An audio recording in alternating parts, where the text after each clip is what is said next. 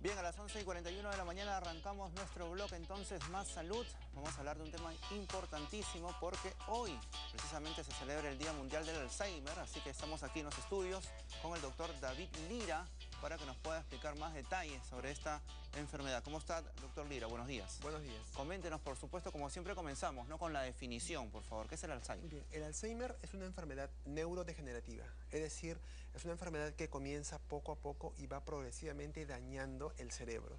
Los síntomas principales que se van a presentar son, primero, problemas de memoria, posteriormente, compromiso de actividades de la vida diaria, cosas sencillas que uno hacía ya no puede hacer, y posteriormente síntomas psiquiátricos, cognitivo-conductuales y después ya postración. El paciente en la fase final de la enfermedad ya no puede valerse por sí mismo. Digamos que va degenerando esta situación. Esta enfermedad. Doctor, ¿y hay alguna edad, digamos, en particular que desde que se comience a iniciar, se inicia, digamos, esta enfermedad? La edad tiene que ver directamente con la edad. A partir de los 60 años es la edad de ese promedio en que los casos suelen comenzar. Conforme pasan más años, es decir, que conforme la edad aumenta, la tasa de riesgo de padecer la enfermedad también aumenta. Hay pocos casos muy raros de un Alzheimer genético que puede comenzar a la edad de 45 años o menos, pero no son ni siquiera el 5% de los casos totales. Pero sí se producen, ¿no? Sí se producen. Son Raros, pero sí se producen. De algunos casos bastante conocidos, ¿no? Sí. ¿Cuáles son las señales de alerta? Ya las mencionó, pero digamos más en detalle. Cosas cotidianas que nos olvidemos, como cuáles, por ejemplo. Una cosa, por ejemplo, que es muy importante que debemos tener en cuenta, básicamente con las personas mayores, ¿no? Con los abuelos de las casas, con las personas que son ya retirados, es que cuando estas personas tienden a repetir una pregunta reiteradas veces a los hijos, a los nietos, o tienden a contar un hecho de su vida muchas veces en forma reiterada, eso nos indica de que su memoria está fallando porque no recuerda que ya lo contó, o no recuerda que ya lo preguntó y le contestaron. Esto, por ejemplo, es importante. Y por otro lado, también olvidar cosas. Por ejemplo, una persona va a una refrigeradora, quiere sacar algo y no recuerda absolutamente qué iba a sacar.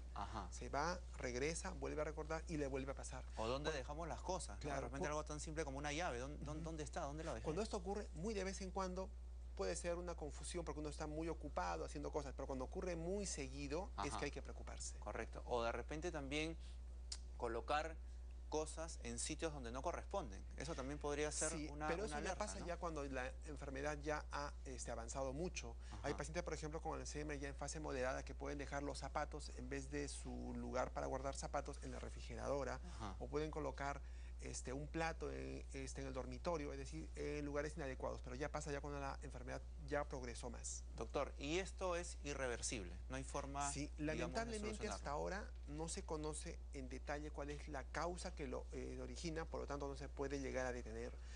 Actualmente los síntomas son los que van a tratarse con los medicamentos, con antidemenciales o antipsicóticos o antidepresivos. Sin embargo, ya se están investigando actualmente medicamentos para detener la enfermedad.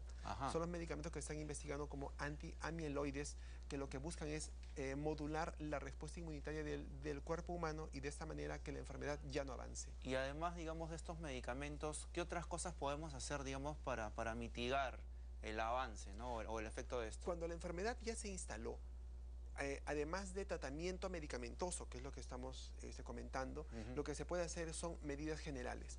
Cuidar la dieta, cuidar que la persona haga actividad física para que haga sus actividades habituales, que haga ejercicios de memoria a través de rehabilitación cognitiva, es decir, diferentes actividades para que su vida normal siga fluyendo el mayor tiempo posible. Porque, por ejemplo, cuando esta persona con Alzheimer deja, por ejemplo, de cocinar, porque los familiares a veces por cuidarlo le piden que no haga nada, después de unos meses ya se olvidó de cocinar. Entonces, mientras más repita las cosas habituales que hace, más recuerdos le van a quedar. No es la solución, en todo caso, cortarle así, digamos, de forma radical las cosas que antes uno hacía de forma cotidiana. Lo mejor es que las haga el mayor tiempo posible mientras no le sea peligroso. Cuando ya le sea peligroso, que lo haga supervisado. Y si no es posible, que lo deje de hacer recién. Y estaba revisando también algunos detalles, por ejemplo, consejos, ¿no? Como el tema de leer, el tema de conversar, el tema incluso de hasta jugar al abecedario, ¿no? Esas cosas simples que, digamos, pero que ayudan mucho, ¿no? Ahora es también que hay dos actividades que nos ayudan mucho. Una son las actividades de tipo social. Es decir, cuando una persona sale ya sea a visitar familiares o recibe a familiares en casa, hace una cosa llamada interacción humana. La interacción humana consiste en saludar, responder un saludo, pero debe hacerlo de manera adecuada, de acuerdo a las normas de urbanidad.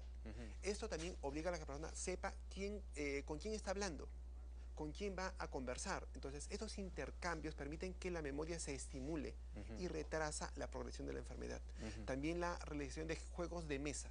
Cualquier juego de mesa que implica que el cerebro esté trabajando y memorizando y recordando cosas también nos ayuda a que la enfermedad pueda mitigarse. Correcto. ¿Y cómo uno como familiar, digamos, puede acompañar esta enfermedad? ¿Cómo tomar este caso Sí, y llevarlo de la mejor es muy manera? importante, yo pienso, saberlo. En un estudio que hemos hecho en Perú, por ejemplo, hemos encontrado que la mayoría de veces que una persona padece de Alzheimer, hay un cuidador principal que es el que carga casi toda la responsabilidad de su cuidado. Puede ser la esposa o el esposo o una hija. Así es. Entonces, lamentablemente los demás hijos, si es que hay más hijos, rehuyen esta responsabilidad y lamentablemente dejan la carga en este familiar. Y este familiar comienza a enfermarse, a deteriorarse y con el tiempo inclusive tiene más síntomas que el paciente. Eso, por ejemplo, está mal. La familia debe saber que toda ella debe de involucrarse en el cuidado del paciente, que incluye no solamente sus medicamentos, sino también sus actividades que hemos comentado para ejercitar su memoria y también visitarlo, sacarlo, hacerlo compartir con la familia, aunque reuniones sencillas y pequeñas para el paciente son significativas. Ver a sus familiares, a sus nietos, ver a sus hijos en forma frecuente. Yo particularmente tengo mi abuelita que tiene 96 años, por ejemplo, ¿no? Y ella tiene algunos de los detalles que usted está mencionando, ¿no? Digamos, repite las cosas, se olvida de otras. Y hay momentos, por ejemplo, en que sí llega a reconocer a una persona, pero en otros momentos no. ¿Esto por qué? ¿Esto es así? ¿Es normal, digamos, así funciona la función cognitiva? Cuando una persona pasa los años, ocurre un fenómeno que es el deterioro de la memoria normal. Eso lo llamamos nosotros deterioro cognitivo relacionado a la edad, que es normal, a todos nos pasa. Cuando eso supera cierto nivel, entonces ya comienza una enfermedad degenerativa como Alzheimer o otras demencias. Entonces, en este caso, esta persona debería de ser evaluada por un especialista para ver qué le está pasando y que reciba un tratamiento para que eso no pase, porque eso no es normal. ¿El Alzheimer no es lo mismo que demencia senil? No. ¿Puede degenerar o puede llegar a esa situación? Es un término ¿O son cosas totalmente distintas? diferente. Por ejemplo, el término demencia es como un término muy grande y hay varios tipos de demencias. El más importante y más común es el Alzheimer. Hay otras demencias como la demencia vascular que es producida por infartos, por presión alta, por diabetes, dislipidemia, demencia por Parkinson en pacientes que tienen Parkinson, demencia por cuerpos de Lewy, frontotemporal, es decir, diferentes tipos de demencia, pero una de ellas es el Alzheimer, es la más común y la más estudiada y la más conocida. ¿Y el tema de la alimentación también es importante en este tema, doctor? Sí, lo que se conoce ya con el paso del tiempo es que la dieta mediterránea, por ejemplo, que es rica en carnes blancas, que es rica en pescados, que es rica en frutas, en frutas secas, esto ayuda a retrasar la aparición del Alzheimer. No se sabe todavía por qué mecanismo, pero se ha visto esa asociación. Por eso es que se prefiere que las personas adultas consuman ese tipo de dieta.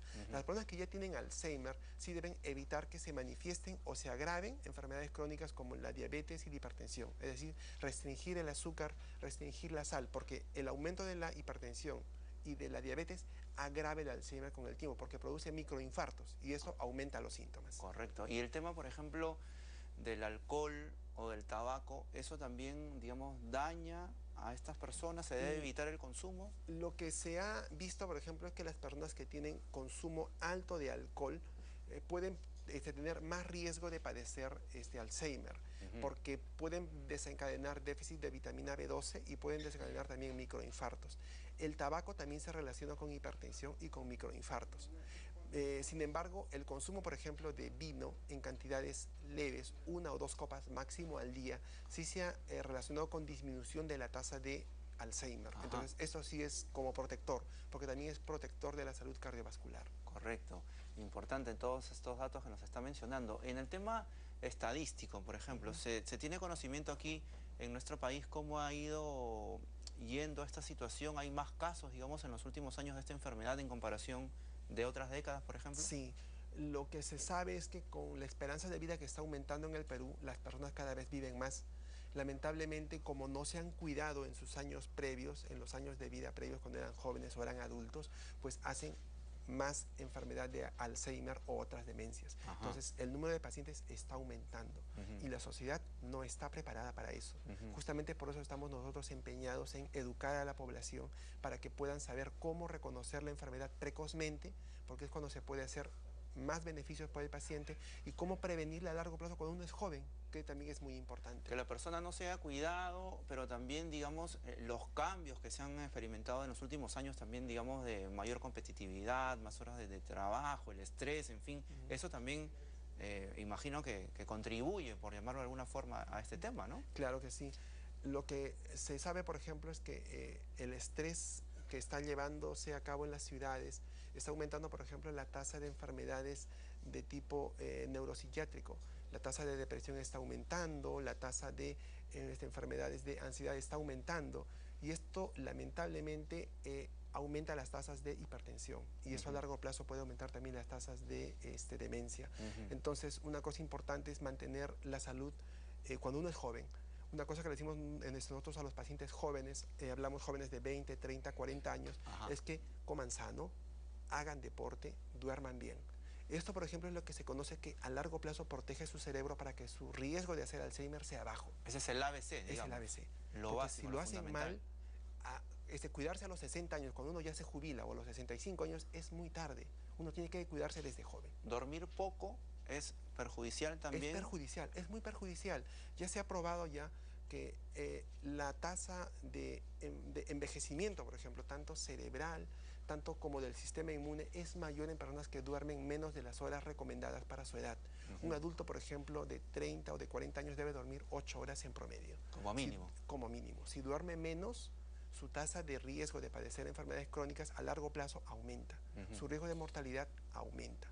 Entonces, es importante dormir, comer bien y hacer deporte. Doctor, y el proceso, por ejemplo, cuando vemos esos síntomas y ya se lleva con el especialista para que finalmente ya se diagnostique que efectivamente tiene Alzheimer, ¿es rápido? ¿Qué tipo de exámenes se realizan? El diagnóstico del Alzheimer es un diagnóstico por exclusión. Es decir, existen enfermedades, tumores, por ejemplo, en la cabeza, lesiones o infecciones, o déficit de vitaminas, falta de vitaminas, o alteraciones hormonales, o alteraciones renales o hepáticas que pueden parecer un Alzheimer. Por ejemplo, una depresión severa puede hacer que una persona esté tan decaído, con tan mala memoria, que parece un Alzheimer, pero tiene una depresión severa. Es decir, hay muchas enfermedades que pueden parecer una demencia o un Alzheimer. Lo que hay que hacer es excluir todas estas. Correcto. Y para eso se hace un estudio completo, con imágenes cerebrales, exámenes de sangre, evaluaciones especiales de tipo cognitivo, preguntando, interrogando al paciente, y después se llega a una conclusión. Si todo sale normal y la persona tiene problemas de memoria y un cerebro envejecido, tiene Alzheimer. Es un examen integral. Entonces, es un examen integral. Doctor, muy interesante todo lo que ha ido compartiendo.